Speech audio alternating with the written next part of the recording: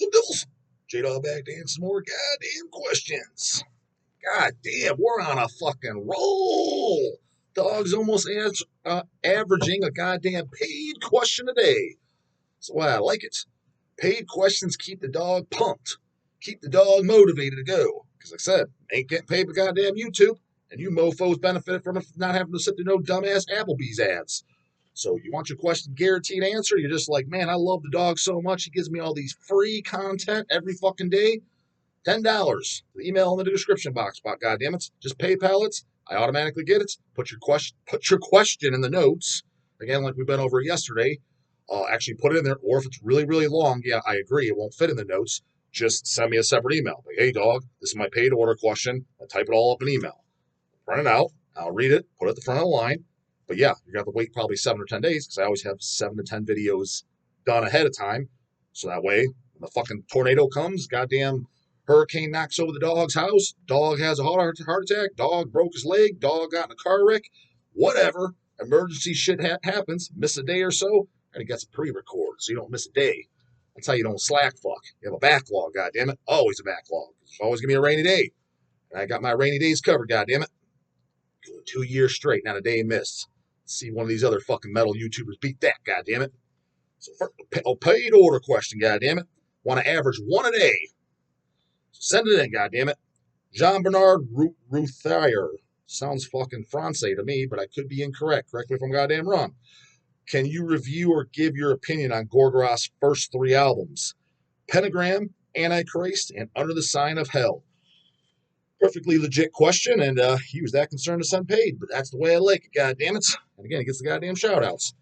Not surprised he asked this question, but a little bit, if he's diehard fan, because I have talked about Gorgoroth.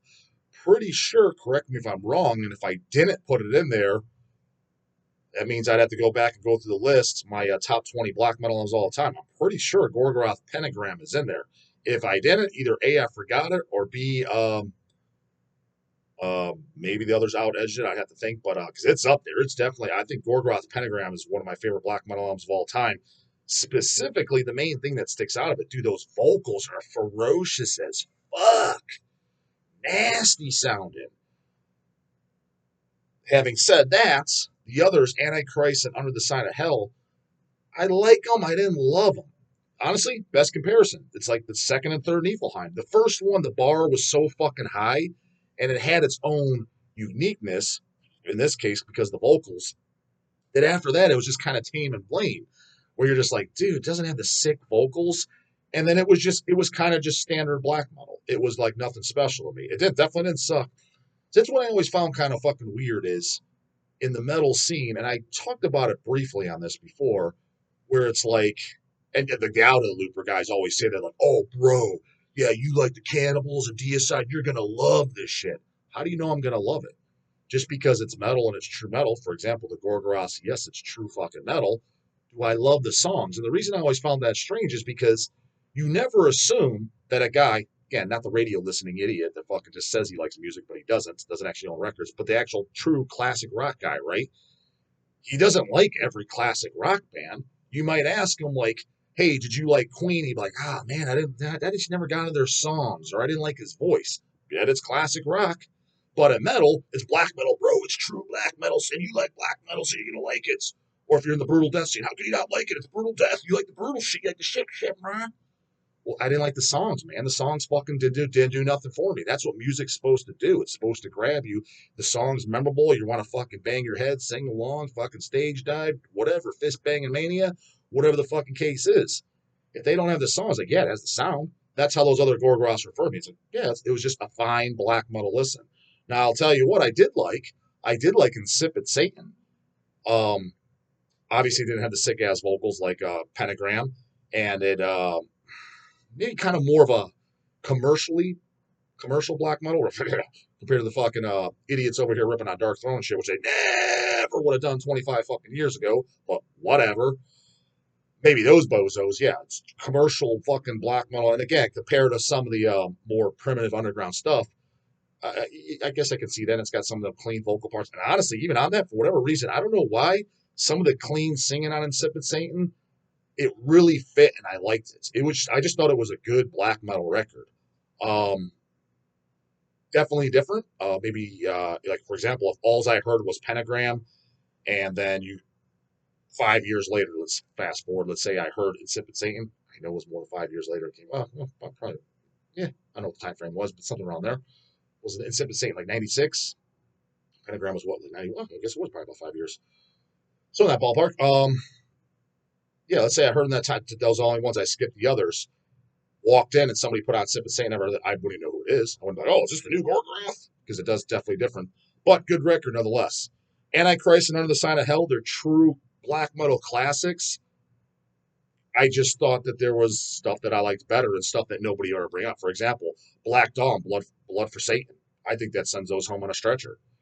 All three Unlords, I think those send that home in a fucking, those two Gorgoths and a body bag off to the morgue with toe tags on. Also, like all the Enthroned, that's King. I think Enthroned in general is just a way better band, overall band, but nobody would say that. You know what I'm saying? I think Impiety Skull fucking Armageddon and the Acetero Halloween, how the fuck you pronounce it, the first Impiety album, can never pronounce the goddamn thing. If I ever get that interview with Shiathan, which I hope so, he's another guy I would love to interview. Is Scythian or Shiathan, however the fuck you pronounce the name from Impiety, the kahunas of the band. I mean, I don't love everything by Impiety. Pretty much after Chaos Command 696 was my cutoff. I would check shit in here and out. And I'm like, it's cool. Didn't love it, didn't hate it, didn't own it, but I thought it was cool. I remember the split 7-inch, which I own, double 7-inch with Surrender Divinity. I remember thinking that was like really bad. I remember Surrender Divinity being decent black metal. That is a good black metal 7-inch. I'll tell you what is. Got to bust that out and spin it. Is the Surrender Divinity first 7-inch that Legion of Doom in France put out. 300 copies. Dawg has it, of course, goddamn it. That was a good black metal 7-inch. And that's why I remember when that split 7-inch with the Piety came out, I was like, fuck yeah.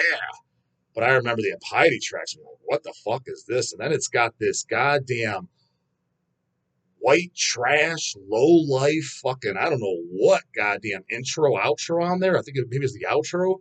Like, just sound like something straight out of the hood. I'm like, what kind of low life shit is this? I was like, this isn't black metal at all. Been years since I heard it, so correct me if I'm wrong. Maybe I'm mistaking it for something else. Maybe I listened to it the same day as something else, and I'm completely, what the fuck is this Dumbo here, dumbass talking about? I stand corrected then. But I will say this, I remember owning it because it's such a sharp looking release. It's a gatefold 7-inch, back before a lot of the gatefold covers for 7-inches existed. It was very, very uncommon. As a matter of fact, little fun fact, I think the very first gatefold cover on a 7-inch EP I've ever seen in my life, chill the fuck out, I'm sure Kiss or somebody probably did it before, I'm not saying it existed, that I've seen, because it wasn't like, when 7-inches by like Sinister and Gorophobia and Deceased, Gut Wrench 7-inch and shit like that, Mortician Mortal Massacre 7-inch, those were on gatefold covers in the 90s, and then mid-90s or very early 2000s, 7-inches fell off. There wasn't very few were doing them. The first one I recall seeing was Abysmal Grief. And I'm pretty sure Horror Records put it out. Astor from Denial of God's label when he was doing it. If he didn't put that release out, because it just sticks in my head to Horror Records because he's put out Abysmal Grief. So I could be incorrect that he put that particular 7-inch out. But that was, to my knowledge, that was the first gatefold cover 7-inch I seen.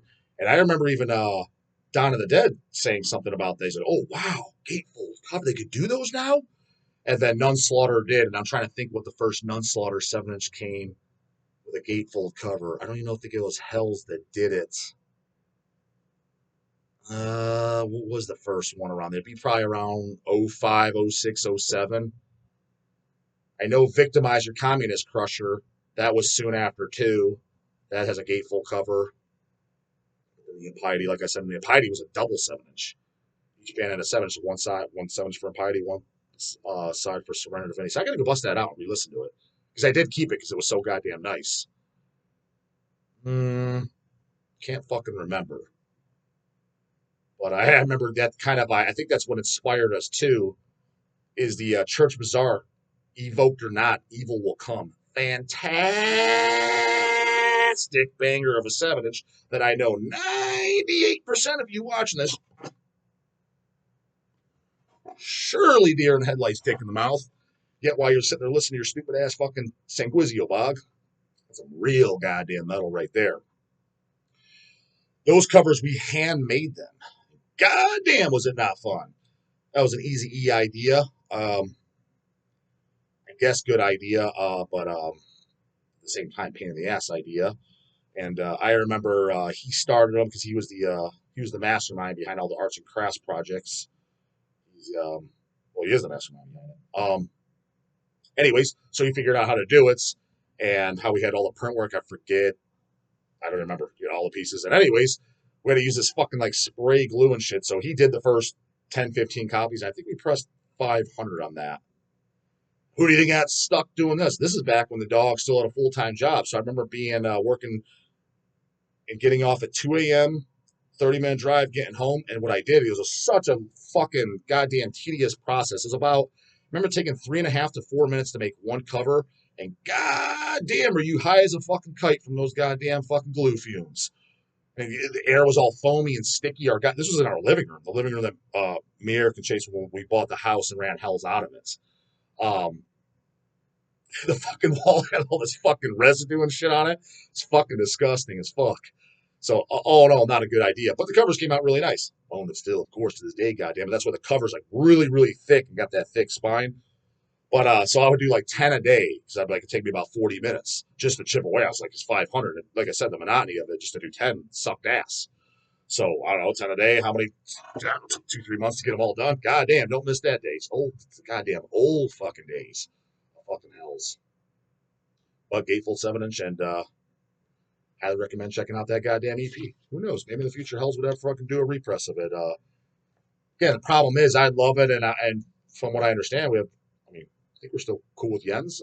Never had a falling out or nothing. Worked with Victimizer, Church Bazaar, and then kind of stopped because both bands quit. So I don't know if Chase, he was always Chase talked to him. I never talked to him personally. Maybe Chase asked him, but the only problem why we wouldn't be super interested in asking is because supply and demand. And again, deer and headlights, dick in the mouth fucking posers that think goddamn fucking the newest Tomb Mold is going to be the greatest release in 2024 when all the fucking schedules come out. And then they don't even know that shit. It's just like supply and demand again. It's what I like seeing come out. And again, I'm not super. Well, don't you just put shit out that you like, Dawg? I do, but again, for me, I'm not super excited to put it out because I own it. So, but I like seeing that shit come out, all the stuff that I like, and then the new bucks, the 19-year-olds that were sucking on their fucking thumb, playing with SpongeBob toys while I was gluing those goddamn things together. That's exactly what the fuck it was. They were 19 because I think that was 2020. I was like 21, so 2006. About when that came out, 2006, 2007, somewhere around there. So that's kind of my review on fucking Gorgoroth. Pentagram is fucking phenomenal. Antichrist and Under the Sign of Hell, black metal classics. Take them or leave them for me. Where I stand, I wouldn't shut them off, but I don't love them. There's definitely stuff I like better. And a lot of stuff that I like better, you'll never hear any of these other poser-ass motherfuckers that just follow the trends of what you're supposed to say in the scene say otherwise. It's always got to be New Dark Throne's the greatest. Nothing beats Death Crush. There's things that beat Death Crush, brah. Michael Hedrick. Goddamn, 501 combo. They sent this is an order question that I emailed in them. Maybe you noticed that Vincent Crawley left a comment on the Ash Thomas video. No, I did not notice that. Is he someone you would consider interviewing for the channel? Well, now you know the answer, brah. I wasn't sure if you were a fan of Astron or any of his bands. So, obviously you know that I did interview him, did a 2-part goddamn interview. Camera died in the middle of the fucking part 1. And then, but it worked out because I got a part fucking 2. And yet I put the disclaimer in the description, yet still dummies. Why the abrupt ending? Read the goddamn description, dumb fuck. And, but it got 2 parts. As far as what I think of Astron, I think my favorite thing ever is definitely Anti-God, Antichrist. Fuck the Ways of Christ, I've always have said is one of my favorite death metal songs of all time. I'm sure fucking Scott and I's a big D's or disagrees. It's got keys on there, but goddamn, not only is it a jammer, dude, that's got the fucking that's like the, as far as when it comes to Christianity, that's like just right there, written word for word of what the Dog's opinion is about Christianity. What do you believe? What do you think about Christians, J-Dog? What do you think about JC? Just read those lyrics. It says it. It's spot on. Brilliant lyrics, up there with the GB Deicide, for those of you who didn't get that goddamn reference. Always thought that song was great. And then songs like Shahem Farash and Blessed by Damnation, phenomenal fucking bangers. And then I always thought like the early shit like Rites of the Black Mass, Satanic Victory, Lex Talionosis, am I pronouncing that correctly? Those are just classic death metal records that I don't know. The people in the know, but it doesn't get thrown around, and it's very, very underrated. Um, I mean, one of the goddamn, there you go, a slow song that I love. Um, it's just a sing along, just dark song, but not fucking boring. But it would qualify as, I guess, a more of a doomy song. Is a 666. Again, great fucking lyrics, and it just feels just dark and almost like a doomy ballad, I guess. But those are just classic death metal albums that, honestly, the whole satanic theme of someone being from the Church of Satan and using the goddamn the intros that they were doing, and no one else was fucking doing that. It was all, let's call it like it is, dude. Like 99.9% of the guys in the death metal scene, it's just a bunch of fucking fake Satanists singing about it, right? Just because I guess it's the cool thing to do. Some of them semi-believe it, but for the most part, let's call it like it is. Most of them are guys are just basically atheists. Tom Araya's case, shit like that, they ain't even fucking that, right? So, and yeah, it was at the forefront. I mean, what the demo was 88. Correct me if I'm wrong, Vince, or anybody that watches. Not that Vince watches all my shit, but I think the first demo was 88. So it's at the same time as the goddamn, the Cannibals, the Deicides. Before Cannibals demo was 89. Goddamn it. I'm not saying it should be as popular as Cannibal and Deicide because I think there's the hustle that goes behind it. There's the label. There's the luck. There's the who you know, who you blow, all that type of shit that goes along with it. So I understand to get to the top of the top. There's probably other shit involved. But in my opinion, I think Astron should be no smaller in popularity than the Incantations, Immolations. Without a doubt, yeah. I mean, because in all honesty, come on, dude. How the fuck do you like anything by Incantation or Immolation? Not that they sound anything like that. In death metal, mid-pace death metal, it's not blast, not fast, not super slow. No, like, how the fuck you don't like anything by them? I mean, come on. Those who have risen, I remember not loving. I went back to it in years. I'm like, I think the biggest turnoff was the kind of lyrics for me. I liked it was more about the vampires and shit. Not that there's anything wrong with that. I just like the whole Satanism, the darkness, and the really just malicious hate towards Christ for the lyrics that would put it, the hateful shit. Most of it a lot of just demonic and satanic, but like for example, fuck the ways of Christ, and a few others that when it was attacking the JC, just the maliciousness of it came off just nasty.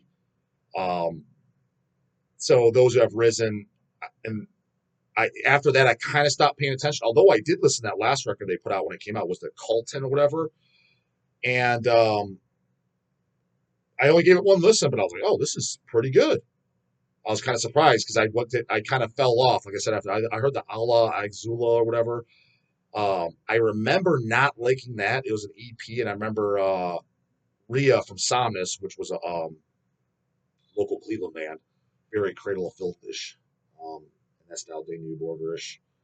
So if you don't like those bands, don't bother checking it out. Love those bands. I highly recommend checking it out. They did 2 records. She was the keyboard player for Somnus. I remember when she made it. She was on that record, so that's what stood out. But I'd be curious to go back and listen to it. The last time I heard that, I think I was like 17, 18.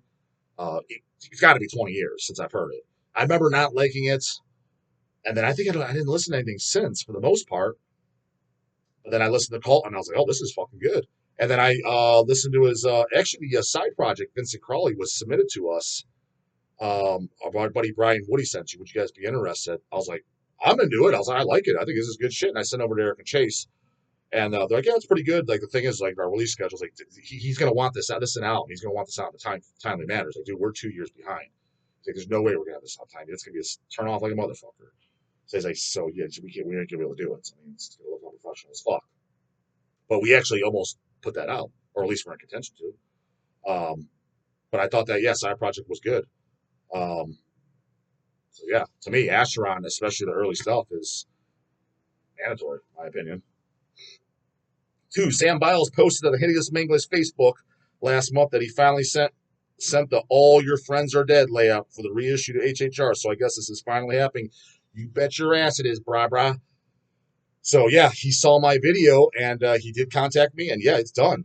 Now, don't get me wrong, he got us at a time where we're extremely behind, but it's at least on our release schedule. I think it's for scheduled. Well, we went over our release schedule yesterday. Did I announce it? If it might be 2025. In fact, I think it is. I think Chase said that when he got in. He's like, I told Chase, I remember emailing Eric Chase. I was like, this ain't up for debate. Don't care what you two say. We're putting this out. I've been wanting this out for years. Chase is like, fine. He's like, but it's going to have to be 2025. So I think it's probably February, March 2025. So get a little cozy. Just because, yeah, like when you have a schedule, the reason is you realize pressing these records, they're not fucking free. You pay the client in advance, and we have a budget per month. So we line up X amount of releases. What our budget is, nobody's goddamn business. I'm not going to say that. That's the number we have, and we fill it up each month. And that's how full it is. So it's not like just go over. Well, money don't fall out of the sky, brah. Shit don't grow on trees. So that's why it's in there. But yeah, no, we are definitely doing it. I think we're doing a CD too. Did he say do CD?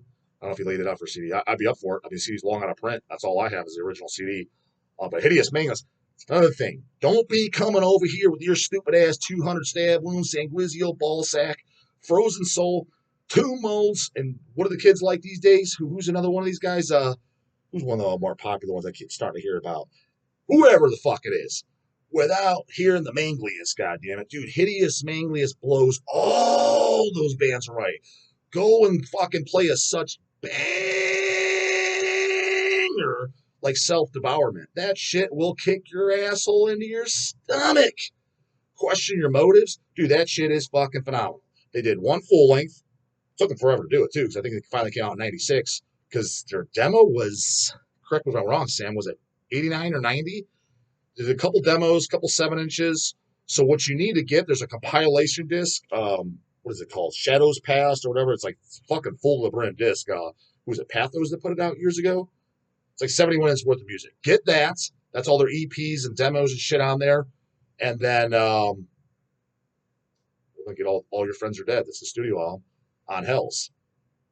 Dude, fucking brutal death grind that has very like kind of like punk hardcore influence in there. The way it's goddamn played.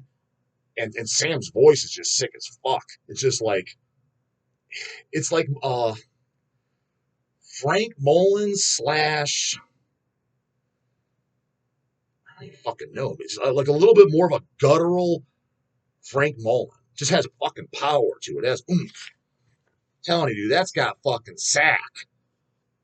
So watch out for that god Hideous Mangus. Again, do not come over here telling me your stupid new brutal bands that you like. You don't know that. Just out of the loop as fuck. I'm just help me out, brah. Just help me out. It's like you got your fucking fly open and nobody tells you. I'm just telling you, fly's down, brah. Check it out. Look like an ass. Number 3, goddamn, I think it's be long. We get this fucking video dragging the fuck out. If Corpse Grinder decided to leave CC and rejoin Monstrosity to release new music and tour, would you be fired up or too bummed he's no longer in CC? Yeah, that'd be okay. I don't know.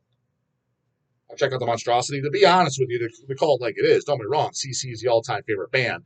But I mean, like, CC is kind of like on autopilot at this point. It's kind of like they're my Iron Maiden, kind of like how, somebody like King Folly or Athnar for Midnight. They pick up every midnight. They own every midnight. I maybe I asked them or busted their balls, but I don't need to ask or bust balls to know that even if they like the last album, the last 2 albums, the last 3 albums, or whatever it is, they don't like that as much as the bangers of bangers, right? They're just like, I like everything by Maiden, I pick it up. You know what I mean? Cannibal's kind of the camp. I mean, by the way, I already got Chaos Horrific. We got it a little bit early in. Didn't get my personal pack yet in, but we got our pre-orders for Hells, and I listened to it, and it's great. It's got a couple songs that like one song on the A side was it Victimize or something? I have to go back and listen because I don't give a spin it once. Thought that song was thought the title track was really good. What was else on there? There was a couple other songs that really stood out. Fracture, Refracture, that was good. The opening song, I forget what it's called. I remember that being good, straight up to the fucking point good. Oh no, I only thought there was a couple songs that were kind of filler. Just like albums like Kill has a couple songs filler. Visceration Plague has a couple fillers. Nothing sucks. I don't think they have a single song where like, God damn, that was bad. But again, so Cannibal, like this is our last album. I would be bummed just for, I guess, would the word be nostalgic? Just the band you grew up on as a kid, they're done. The Kings are done. They're throwing a towel. I don't know. I'd be bummed. I mean, I don't think I'd lose any sleep that night. Let's put it that way. But it'd be a little bit, oh, that's kind of, it's kind of sad. You know what I mean? Kind of like the day, as much as garbage he's put out, the day Ozzy Osbourne dies, which every morning I wake up and shock that guy's still alive.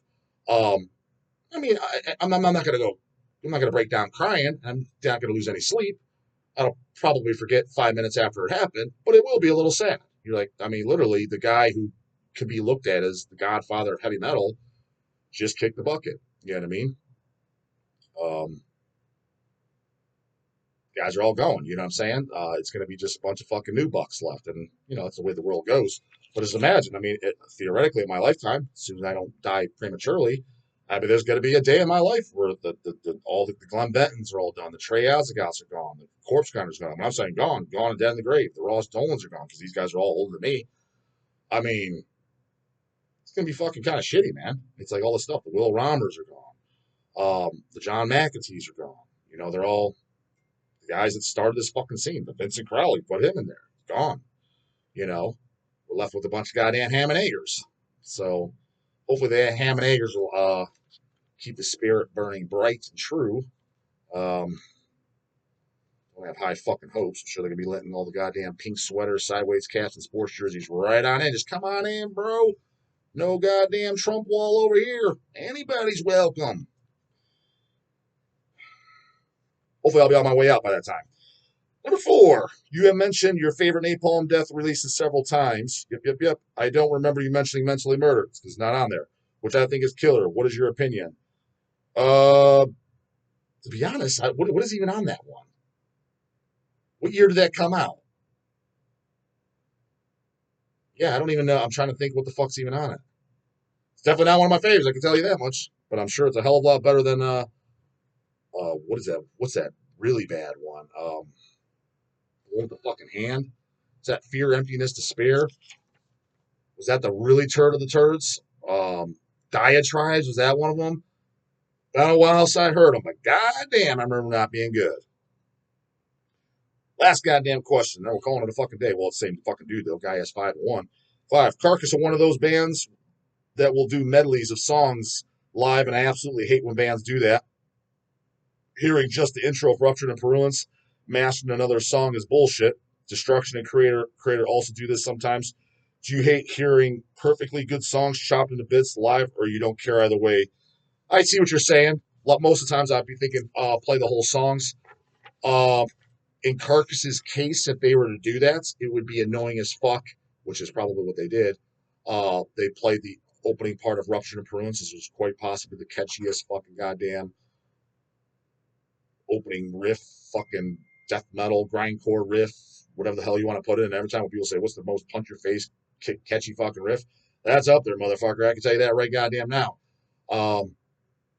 If they were to do that and then maybe jump into Slash Dementia or something off Reek as well, I mean, not Reek Symphonies as well, Slash Dementia or Cadaveric Incubator of Endoparasites, things like that, or maybe in a song off Reek. But don't go into something dumb off Necroticism or something. Granted, I like Necroticism again. But it's just like they were putting the most of the set was the Whippy albums. Where's the fucking Sick albums? Where you guys started? You guys started off as a gore grind band. Again, for the motherfucking record. I'm tired of clarifying it for the fucking dum-dums out there. The first 2 Carcass records are not death metal. They are not death metal at all. They are gore grind records. They are the band that literally started the goddamn pitch shifting fucking vocals, the whole goddamn pathologist fucking lyrics and shit. They started that goddamn shit. On Necroticism is when it started. Now, okay, this is more of a death metal record. A pinch of a little bit of the grind in there still, and a couple of the vocal patterns still similar, but definitely changing more to death metal. And then Cartwork was a goddamn fucking death and roll melodic death metal record, death rock record, or the Swan song like a death rock record. That's what it is. There's no debating on this. Dum Dums, yeah, Carcass. They're Symphonies of Sickness, one of my favorite death metal albums. It's not a death metal album, brah. Get it fucking straight, goddammit. Does that sound? It doesn't, dude. It's just not. I mean, compare it up to like what people consider definite death metal, especially around that time coming out. Morbid Angel, Deicide, Cannibal Corpse, Suffocation, Immolation. It's not the similar formula at all. It's just flat out now. And lyrically, it's completely the fuck difference. And vocally, completely the fuck difference. So that's like calling Scum. It's a death metal record. How the fuck? No, it's not even. If that's death metal, then I don't know what the fuck death metal is. It's fucking grindcore, dummy. So just to clarify that, goddamn, for the dum dums. Comes with surgery, but the God's Friday morning. Later, goddamn it.